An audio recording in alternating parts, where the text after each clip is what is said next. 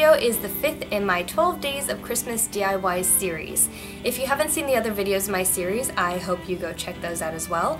And in this video I have a tutorial on how to make these photo magnets. They're a great gift, especially if you have someone special in your life who you have a ton of photos with. This tutorial is also great if you have a bunch of Instagram photos that you really like and might want to get photo magnets of, but don't want to order them online and pay the extra money for shipping. For this project you need some adhesive magnet strips as well as scissors and some old photos. If you don't have any photos you can use for this project, you will need your computer, obviously, an editing program so that you can accurately size your photos, and photo paper that will work in your printer. Now if you already have printed photos laying around, you can just skip to the next step. But if you're going to need to print them off your computer, this is what you're going to do. So I have my magnetic strips, and in order to cut them into perfect squares, they need to be approximately 1 3/4 inches. So I know that I want to print my photos to be somewhere around that size, as close as possible. So I'm going to open up my program, and every program is different on how it does this. I use Paint Shop Pro 9. There's nothing you can do to stop me. Just deal with it. And I know that I want it to be 1.75 inches, and make sure that the ratio is going to be 100%, otherwise you end up with something a different size than what you're entering. So I'm just making a new window in that size because this is pretty much the easiest way to describe it that you can duplicate on any program. And I have all these photos of me and my fiance because I know I want to make a bunch of these with our photos together on it. So I'm just going to choose, let's go with this one.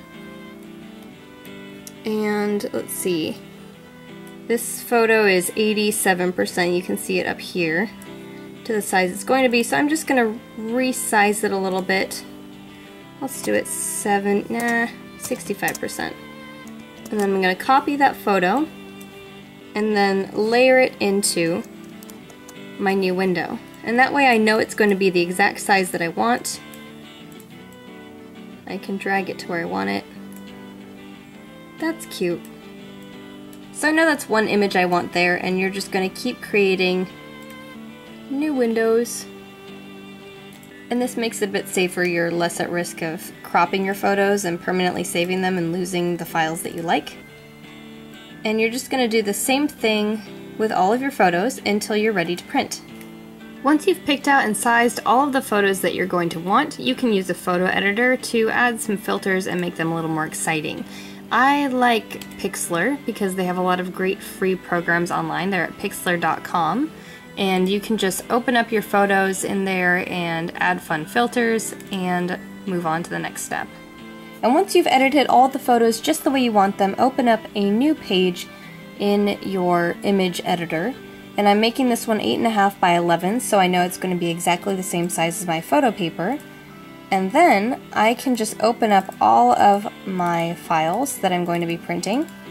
And I'm just going to copy and layer every single one of the photos that I want onto that single page, so I can just print them all at once and not have to worry about trimming paper or wasting anything.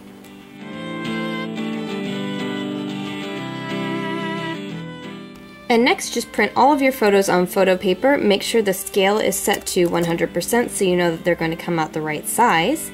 And make sure that your print settings are going to accommodate your photo paper. Next, cut out all of your photos. And next, because of the size of magnet strips that I got, I'm just going to peel off the adhesive cover and then stick 2 of my photos onto this. Then trim off the excess around them.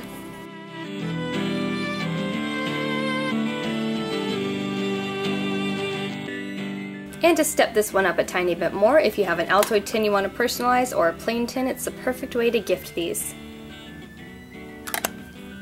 And those are your finished photo magnets.